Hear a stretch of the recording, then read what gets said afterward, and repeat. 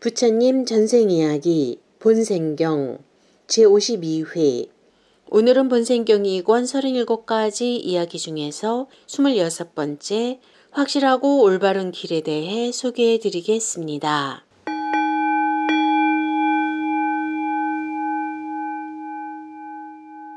이 전생 이야기는 부처님께서 기원정사에 계실 때 아나타핀티카 장자와 500명의 이교도들의 믿음에 관하여 설하신 것이다. 어느 날 아나타핀티카 장자가 자기 동료인 500명의 상인들을 거느리고 부처님을 찾아왔다. 그들은 그때까지는 다른 종교를 가지고 있었는데 아나타핀티카 장자의 권유로 부처님을 뵙고 법을 들으러 왔던 것이다. 부처님은 높은 암벽 위에서 사자호하는 기운찬 사자처럼 혹은 천지에 울려 퍼지는 천둥 소리처럼 또는 하늘의 강을 끌어내리는 기세로 듣기 좋고 사랑스러우며 장엄한 음성으로 갖가지 방편을 갖춘 미묘한 법의 말씀을 그들에게 베푸셨다. 설법을 듣고 나서 마음이 깨끗해진 그들은 일어서서 부처님 발에 절하고 이교에 대한 믿음을 버리고 부처님과 법에 귀의하였다. 부처님께서 그 후 라자가오로 가신 후 그들은 부처님과 약속을 저버리고 다시 이교도를 숭배하고 그들에게 갖은 공양을 올렸다. 몇 달이 지나 부처님께서 다시 기원정사로 오시자 아나타핀티카 장자가 거듭 그들을 이끌고 부처님을 뵙고자 왔다. 그리고 아나타핀티카는 진리에 도달하신 부처님께서 유행하러 이 지역을 떠나 계시는 동안 자신의 동료들이 삼보에 대한 귀의를 저버리고 이교에 귀의하였던 것을 말씀드렸다. 그러자 부처님께서 그들에게 물으셨다. 우바세들이여, 그대들은 삼보에 대한 귀의를 저버리고 이교에 귀의하였다는데 그 말이 사실인가? 그러자 그들은 차마 거짓말을 할 수가 없어 고백하였다. 그렇습니다. 세존이시여. 그러자 부처님께서 말씀하셨다. 우바세들이여, 아래로 와비치 지옥에서 위로는 유정천에 이르기까지 또 사방으로는 무량세계에 이르도록 진리와 덕망을 갖춘 부처님과 동등한 자는 없느니라. 하물며 부처님보다 더 뛰어난 이가 어떻게 있을 수 있단 말인가?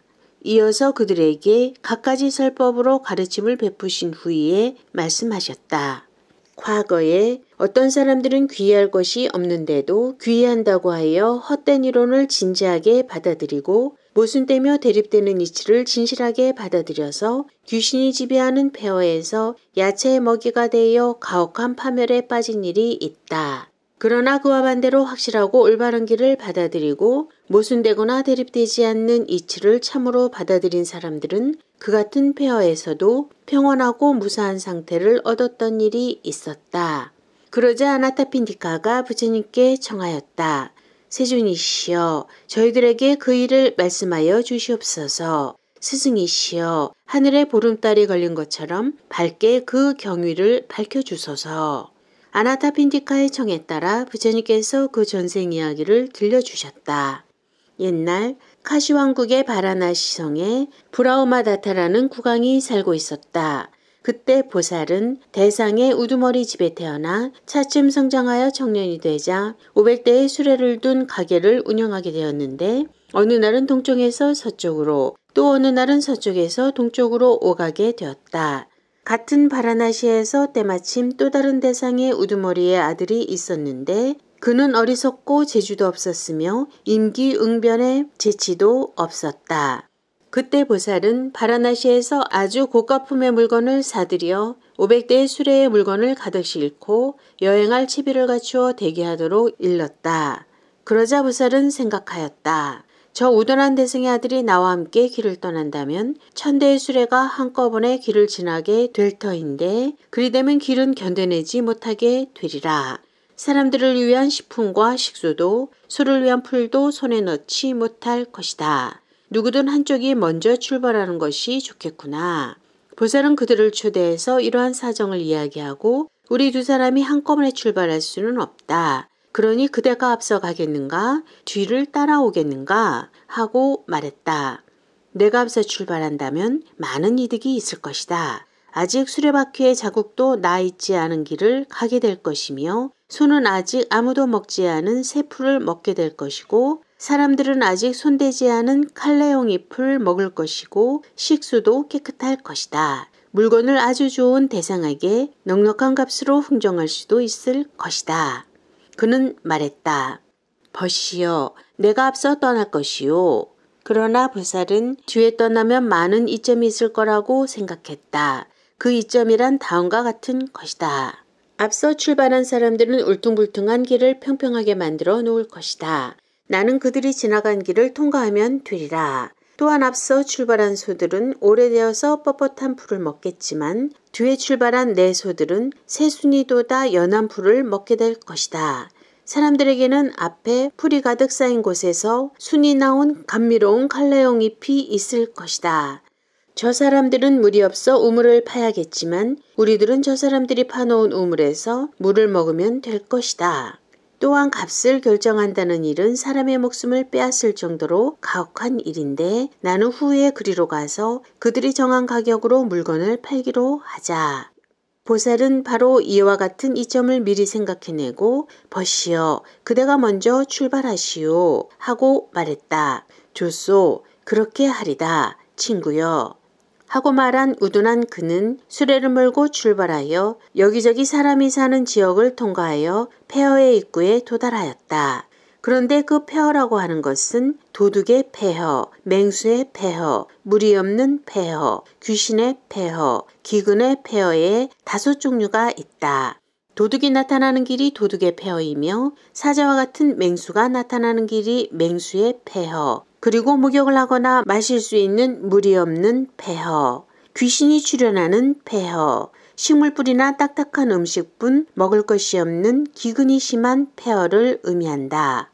이 5 종류의 폐허 가운데 그곳은 물이 없는 폐허이기도 하고 귀신이 나오는 폐허이기도 하였다. 그렇기 때문에 대생의 아들은 수레에 엄청나게 큰 물병을 싣고 물을 가득 채우도록 한 후 60유자나에 달하는 폐허에 들어섰다.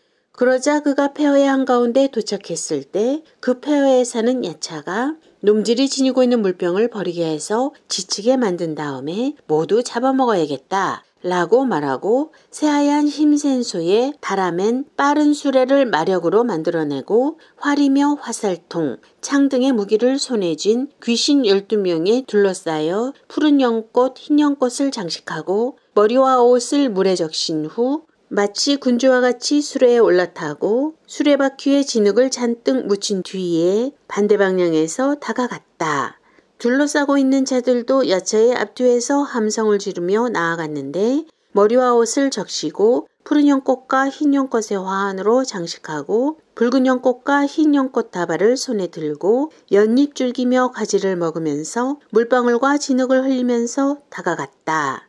한편 대생의 아들은 앞에서 역풍이 휘몰아칠 때면 수레에 올라타서 시중들에게 둘러싸여 먼지를 피해 앞쪽에 서서 나아갔으며 또 뒤로 순풍이 불어오면 같은 자세로 뒤쪽에 서서 나아갔다. 그런데 그때는 앞에서 역풍이 불고 있었다. 그래서 그 대상 아들은 앞쪽에 서서 나아가고 있었다. 야차는 그가 다가오는 것을 보고 자신의 수레를 길 옆에 세워두고 인사를 건네었다. 어디로 가시는 길입니까? 대상의 아들도 자기 수레를 길 옆에 세우고 수레가 지나도록 길을 열면서 한편에 서서 그 야차에게 말을 건넸다. 네, 우리는 바라나시에서 왔습니다.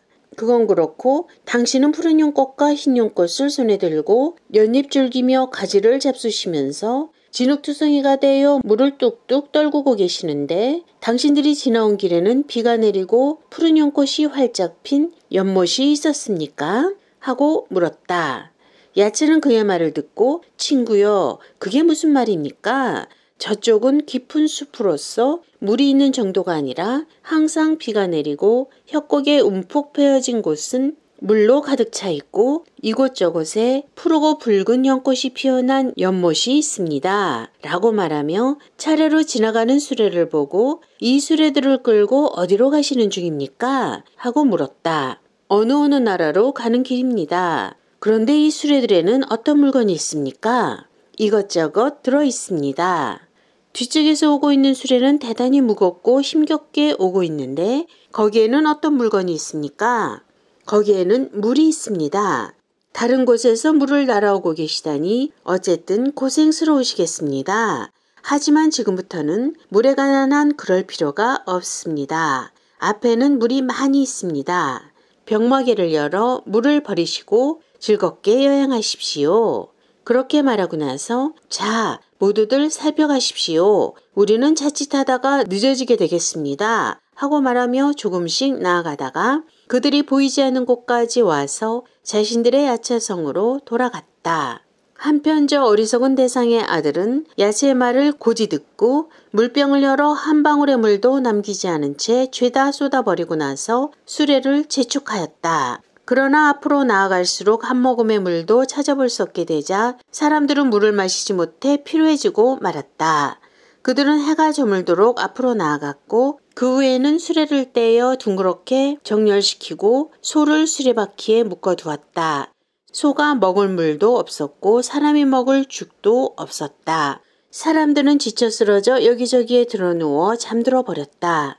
그런데 한밤중이 되자 야차들이 야차성에서 몰려나와 소와 인간의 목숨을 빼앗아 그 살점을 다 먹어치우고 해골만 남겨둔 뒤 돌아갔다. 이리하여 단 한 사람의 우둔한 대장 때문에 그들은 모두가 파멸하였으며 손뼈 따위가 사방팔방으로 흩어지고 500대의 수레는 짐을 가득 실은 채 그냥 버려지게 된 것이다. 보살은 저 우둔한 대상의 아들이 출발한 지 한 달 반이 지나 500대의 수레를 끌고 도성을 나와 이윽고 폐허의 입구에 도달하게 되었다. 그는 그곳에서 물병을 가득 채우도록 하고 많은 물을 준비하게 한 후 천막을 친 곳에서 북을 흘려 사람을 모았다. 내 허락을 얻지 않고는 한 방울의 물도 사용해서는 안 된다. 이 폐허에는 독이 든 물이 있다. 잎도 꽃도 나무 열매도 지금까지 먹어본 일이 없는 것은 내게 물어보지 않고 먹어서는 결코 안 된다. 이렇게 사람들을 경계한 후에 500대의 수레를 이끌고 폐허에 들어갔다. 일행이 폐허의 중앙에 도달하자 앞에서의 야차가 마찬가지 방법으로 보살의 앞에 그 모습을 드러냈다. 보살은 그를 보자 다음과 같이 눈치챘다. 이 폐허에는 물이 없어서 무수폐허라고도 불리운다. 그런데 이자는 두려운 기색도 없고 두 눈은 뻘겋게 충혈되었고 그 그림자는 볼 수가 없구나. 앞서 출발한 어리석은 무리들은 물을 전부 버리고 마침내 피로에 지쳐 수행하던 사람들과 함께 이자에게 잡혀 먹혔을지도 모른다. 그런데 이자는 필시 내가 지혜 있고 수완이 뛰어나다는 사실을 모를 것이다. 그리고 보살은 야차에게 말하였다. 그대들은 물러가라. 우리는 상인이다. 달리 물을 발견하지 않고는 가지고 있던 물을 버리지 않는다. 물을 발견한 곳에서 수레를 가볍게 할 것이다.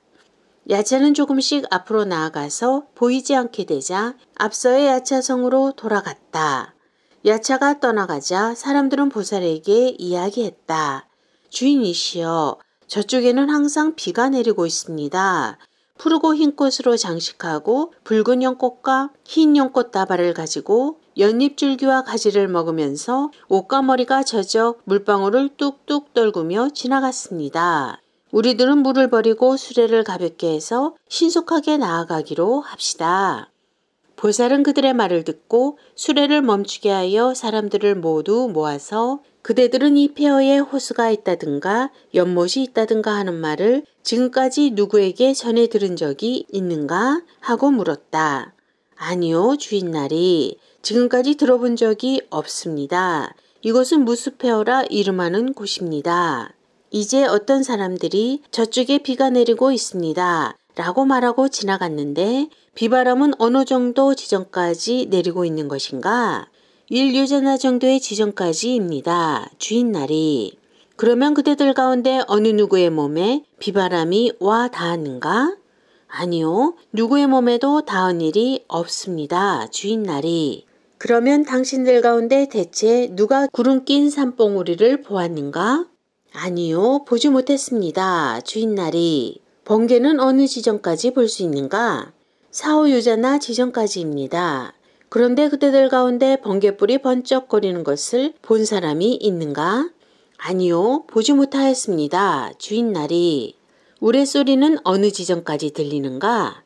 1, 2유자나 정도의 지정까지입니다. 주인날이. 그런데 당신들 가운데 대체 누가 우레소리를 들은 적이 있는가? 아니요, 듣지 못했습니다. 주인날이.